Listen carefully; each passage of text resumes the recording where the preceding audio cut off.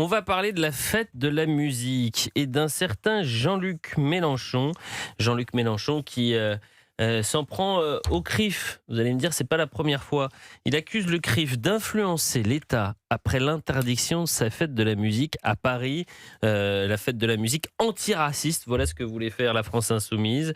Elle a été annulée par la préfecture de Paris. Elle devait se tenir dimanche, place de la République, mais c'est Jean-Luc Mélenchon qui est au cœur de toutes les critiques puisqu'il accuse le CRIF d'être aux manettes de cette annulation. Je découvre à l'instant la réaction de Bruno Retailleau, l'ancien ministre de l'Intérieur, quand Jean-Luc Mélenchon suggère que le gouvernement serait aux ordres du CRIF. Il ne fait pas seulement de la polémique, il réactive un imaginaire antisémite fondé sur le fantasme d'une influence juive occulte sur le pouvoir. Ces insinuations qui alimentent le complotisme sont indignes d'un responsable politique. Elles doivent être dénoncées pour ce qu'elles sont. Et là, on en vient justement à l'imaginaire antisémite. On écoute Jean-Luc Mélenchon parce qu'il en a parlé également en meeting. Monsieur Arfi, le lundi, dit « Il me semble... » Oh, sa seigneurie, il vous semble quoi? Déversez-nous vos précieuses paroles. Que c'est légal, mais est-ce que c'est pertinent pour la démocratie? Car bien sûr, monsieur Arfi est le parangon de la démocratie. Le maire du centre de Paris dit la même chose. Et aussitôt, on entend un bruit au fond, là, c'est un claquement de talons. Clac, c'est le préfet de police. Donc nous, on demande 6 fois à parler avec lui, pas de réponse. Mais monsieur Arfi, ça compte. Et donc cet imaginaire antisémite, Jonathan Arfi, qui a répondu à Jean-Luc Mélenchon. Écoutez, c'était sur CNews ce matin avec Romain Desarbes. Jean-Luc Mélenchon nous a habitués sur ces sujets-là à faire du Jean-Marie Le Pen, à pointer fondamentalement les Juifs en imaginant que les Juifs tirent les ficelles du pouvoir. C'est du complotisme antisémite et Jean-Luc Mélenchon en a fait au fond une marque de fabrique et il continue à penser d'une certaine manière que s'il n'y arrive pas, ce serait parce que derrière, en coulisses, certains l'en empêcheraient et cela serait évidemment les institutions juives. On est toujours avec Caroline Iturbi, Gérard Carrero, Arthur de Vatrigan. Arthur, vous en pensez quoi? Stratégie classique de Jean-Luc Mélenchon. On est dans une campagne présidentielle, il la lance avant les autres. Le principe, c'est de resserrer le noyau dur. Ultra-communautarisme, Nouvelle-France. Ennemi qui rassemble toutes les communautés qui parfois ont des luttes contraires, c'est les Juifs, le blanc, qui sont les dominants. Et ensuite, là où c'est redoutable, c'est quand il se fait attaquer, vieille technique de la gauche classique, victimisation. Vous verrez que ce soir ou demain, il va dire « Regardez, nous sommes victimes de la censure, on ne peut plus rien dire, nous sommes des victimes ». C'est toujours comme ça. Il est redoutable, Jean-Luc Mélenchon, pour cela. Il attaque, il se victimise. C'est grave parce que en fait, si on résume, parce que les gens n'ont pas forcément le temps ni de tout écouter ni de tout analyser, ce qu'il dit, encore une fois, c'est en gros, tout est de la faute des Juifs. Et en plus, il imagine que sur un simple tweet du patron du CRIF, le préfet de police aurait donc décidé de supprimer la fête de la musique dont il se sert pour la récupérer à des fins politiques. Et c'est vrai que ça, c'est pénible. La fête de la musique, bon, qu'on soit contre ou qu'on soit contre ou qu'on soit pour, il y aura peut-être un débat, parce que je sais qu'Arthur, ça va le saouler, que les fenêtres soient ouvertes et qu'il y ait de la musique dimanche soir à proximité de son appartement. Si c'était de la musique, ça irait. C'est pas de la musique, c'est un vacarme. Mais je veux dire, quoi qu'il en soit, elle n'a pas à être récupérée par un parti politique, quel qu'il soit, pour en faire une manifestation, et quelle que soit la raison de la manifestation. Et c'est vrai qu'il y a ce petit résumé, cette petite musique, cet antisémitisme quand même très latent, et cette stratégie électorale il est extraordinaire. Où les gens se disent peut-être qu'il a raison Mélenchon, peut-être que tout est de la faute des Juifs. Il est extraordinaire d'impunité. Pourtant prévenu depuis le mois d'avril, écrit Jean-Luc Mélenchon, le préfet de police de Paris vient de prononcer un arrêté d'interdiction du concert gratuit des Insoumis, place de la République, à la demande du président du CRIF, Jonathan Arfi, et du maire PS de l'arrondissement Paris-Centre. Cette décision de dernière minute, prise sous la pression de groupes et individus se déclarant publiquement hostiles à la France Insoumise, est un scandale démocratique en période électorale. En attendant la dernière minute pour créer le désordre dans l'organisation de l'événement, le préfet de police montre son incapacité à rester au service de tous en utilisant des arguments mensongers. Nous faisons appel de cette décision. Ça va être intéressant de voir ce que va dire la décision administrative, puisque vous allez malheureusement, malheureusement, la décision administrative n'est pas forcément celle que je souhaiterais particulièrement. C'est-à-dire qu'elle pourrait confirmer ou infirmer. Et je crains, parce que dans le passé, à plusieurs reprises, elle a infirmé des décisions d'interdiction qui venaient de l'autorité de police. Donc il faudra regarder. Donc il faut attendre. Au-delà de la décision de justice, il n'empêche moi c'est le système médiatique qui m'intéresse. Ce qui reste dans le système médiatique, c'est que LFI, de plus en plus, et là je reciterai à nouveau M. Enthoven, puisqu'il a été condamné, pas condamné, on l'a relaxé justement, pour avoir parlé de parti antisémite.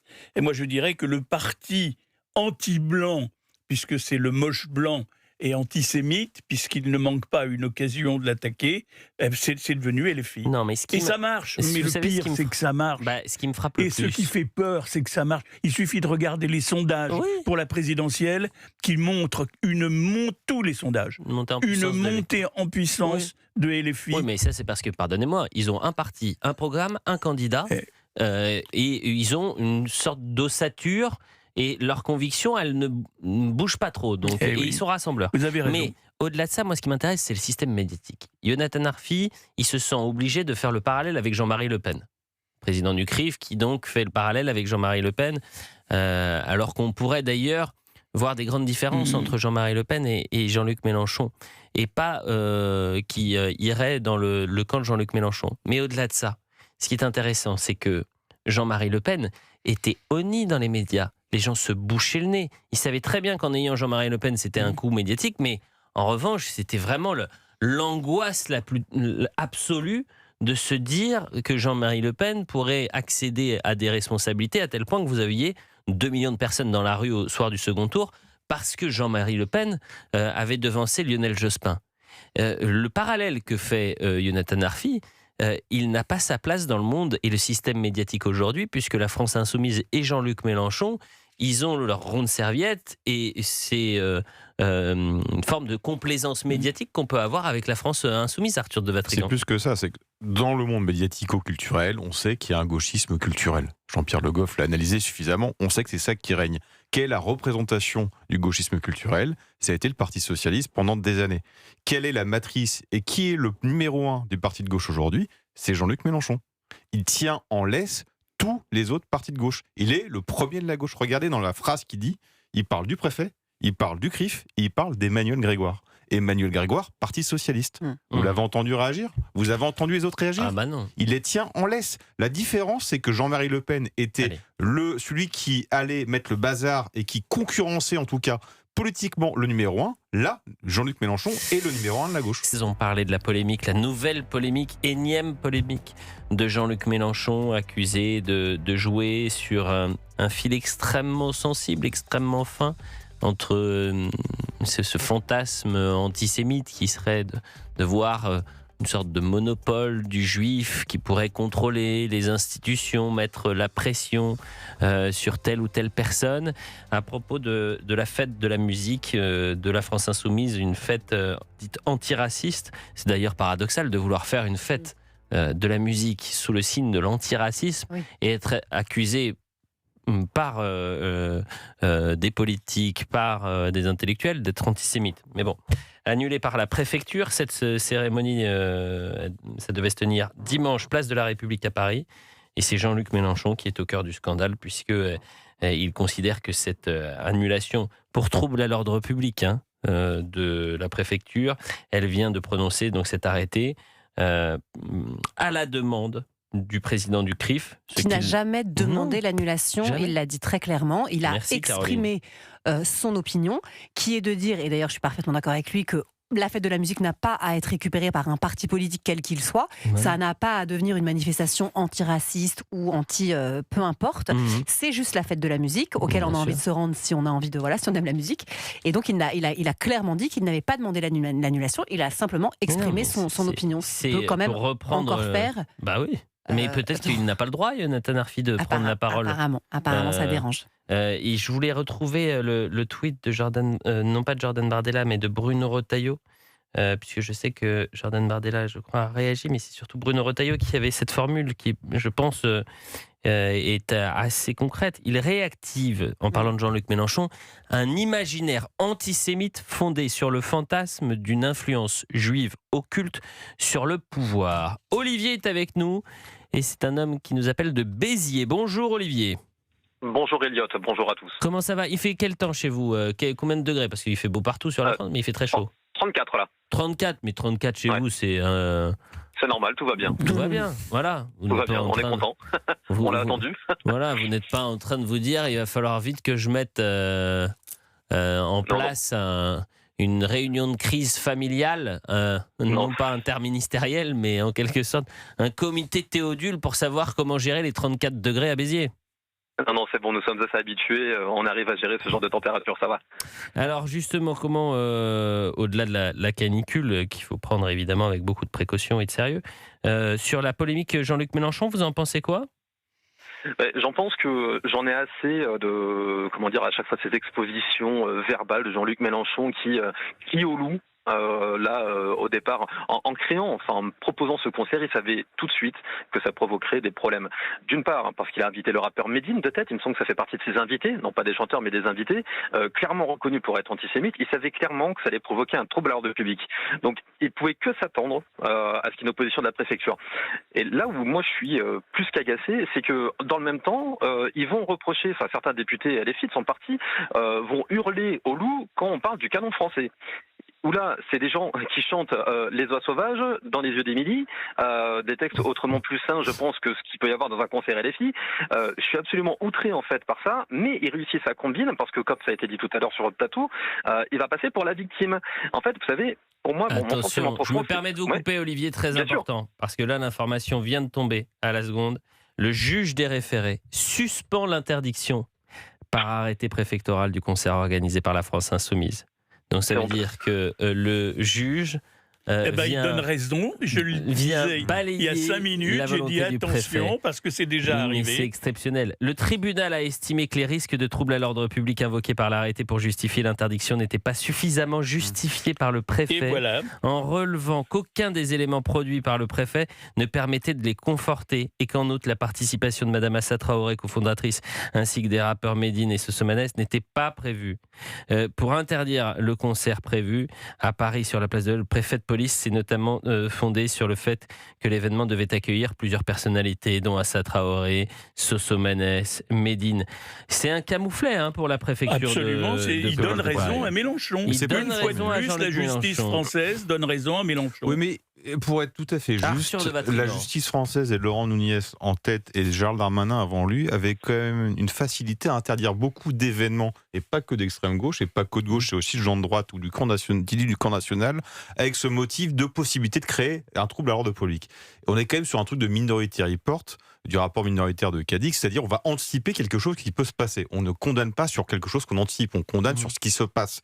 Donc ça ne m'étonne pas qu'il suspende ça, ce référé-là, d'autant plus que si Nunez s'appuie sur Assa Traoré ou Medine qui finalement ne seront pas présents, peut-être qu'il avait mal goupillé ou mal monté son dossier. En tous les cas, c'est un camouflet pour la préfecture. Ah bah ça c'est évident. Mais c'est pas le premier. Donc ça veut dire que potentiellement, dimanche, la France Insoumise va pouvoir investir la place de la République au nom de l'antiracisme. Au nom de l'antiracisme, alors que Jean-Luc Mélenchon est accusé aujourd'hui de jouer sur les passions antisémites ou les fantasmes antisémites, mais au nom de l'antiracisme, il aura le droit d'organiser cette petite festivité. Écoutez, c'est formidable. La justice, je vais vous dire, ne vous trompez pas, la justice sait frapper quand il faut frapper et elle sait faire très attention au respect de l'état de droit quand il faut faire respecter l'état de droit. Elle n'a pas eu la même attention cette semaine dans toutes les circonstances. Et la France en est de plus en plus convaincue. Je pense à des événements qui se déroulent même au jour le jour, quand il s'agit par exemple de la pédophilie et des écoles de Paris et d'ailleurs. Alors là, je trouve que vraiment... Oui, bizarrement, le principe de précaution... J'ai entendu une femme sur CNews ce matin dire, attention, il faut... Une jeune femme qui avait l'air très modérée, quand elle a commencé à parler et qui a dit « Il faut quand même que la justice fasse attention parce que nous, on va à un moment donné, des décisions comme ça, au bout d'un moment, on ne pourra plus supporter. » Oui, elle disait... Elle le disait de manière très, très modérée, mais avec une force de conviction. Je me suis dit, je pense que les gens commence à comprendre. Enfin, compte tenu de l'ampleur et de la localisation des manifestations prévues le 21 juin, le juge des référés a estimé que le préfet de police ne démontrait pas qu'il ne serait pas en mesure d'assurer le maintien de l'ordre en prenant des mesures de nature à garantir l'exercice de la liberté de réunion. C'est-à-dire que vous allez avoir dans tout Paris un Bronx XXL, mais qu'en plus de cela, il va falloir sécuriser la place de la République pour cette manifestation dite antiraciste, et je mets des grands guillemets à antiraciste, de Jean-Luc Mélenchon. Mais j'ai hâte de voir les premières réactions politiques. Je serais curieux de savoir si ça peut pas être porté au Conseil d'État, parce que est-ce que la décision du juge des référés est une décision définitive? Je n'ai pas la reprise. C'est demain. C'est dimanche. Dimanche, oui, dans 2 jours. Il faut que ça en aille vite. Il y a la canicule, et puis c'est le Conseil d'État. Et puis surtout, on constate à quel point les choses ont glissé vers des choses pas marrantes. C'est-à-dire que la fête de la musique, pour nous, il y a 15 ans, il y a 20 ans, c'était vraiment... Ça ne représentait qu'un état festif. On sortait avec nos potes. Il y avait différents quartiers en fonction des musiques qu'on aimait. On savait très bien ce qu'on allait trouver si on allait à Châtelet-Les-Halles. En province, c'était toujours hyper sympa. Et en fait, on est en train de faire à nouveau de la récupération et se dire que ça va engager des émeutes, des problèmes de casse, à quel point on a glissé. Et comme, ça, c'est comme de manière générale sur la fête de la musique que vous dites ça. Bien sûr. Un événement qui était plutôt hyper positif. Elle a été annexée par LFI. Exactement. Et ça devrait déjà être interdit par la loi, que ce soit récupéré à des fins politiques. Aux auditeurs, le juge des référés et le magistrat chargé de prendre rapidement des mesures provisoires en cas d'urgence, sans trancher définitivement le fond du litige. Et il intervient lorsqu'une décision rapide est nécessaire pour protéger un droit, prévenir un dommage ou faire cesser un trouble. En France, selon la juridiction concernée, le juge des référés est généralement le président du tribunal ou un magistrat qu'il désigne dans l'ordre judiciaire, le président du tribunal administratif, de la cour administrative d'appel ou un magistrat désigné dans l'ordre administratif. C'est très administratif. C'est-à-dire que c'est quand même une claque pour le préfet de police qui a monté un dossier nul et des arguments nuls et des preuves nulles. Mais voilà. C'est ça que ça veut dire. Ou ça veut dire que c'est toujours la même chose. Le juge, quand il a envie d'avoir une certaine souplesse dans sa manière de voir le risque de trouble à l'ordre public, il le fait. Mais sur le référé, les derniers exemples que je vous donnais, c'était pour le coup des associations dites du camp national, dites d'extrême droite, pour si vous êtes lecteur du Libé ou du Monde, et le juge des référés avait donné raison à ces associations contre le préfet de police ou contre le ministère de l'Intérieur. Il le donne souvent raison finalement. Et limite ça me rassure, parce qu'encore une fois, d'anticiper un trouble potentiel, je trouve ça dangereux. Mais vous pouvez, au vu de ce qui peut se passer dans les manifestations qui sont organisées, dans ces cas-là, on interdit la France Insoumise. Non, pas du tout. Si on dit dès qu'ils font quelque chose, ça peut déborder. Dès qu'ils font quelque chose, mais il peut arriver que lors de mobilisations à l'extrême gauche de l'échiquier politique, ces manifestations et ces rassemblements débordent. C'est vrai. Mais écoutez, on verra ce qui va se passer. Il faut voir ce qui se passe. On juge sur les faits. En revanche, on juge sur les faits. Si imaginons que dimanche vous ayez des tensions, des grandes violences, place de la République, j'espère qu'ils seront le juge des référés, il est irresponsable de la décision qu'il prend ou pas? Oui. D'accord. Oui, mais on ne saura pas on y revient. On ne saura pas qui c'est, il ne sera pas sanctionné. Donc, il prend cette décision contre l'avis du préfet de police. Mais s'il se passe quelque chose, lui, il est pour rien. Et il ne sera pas responsable.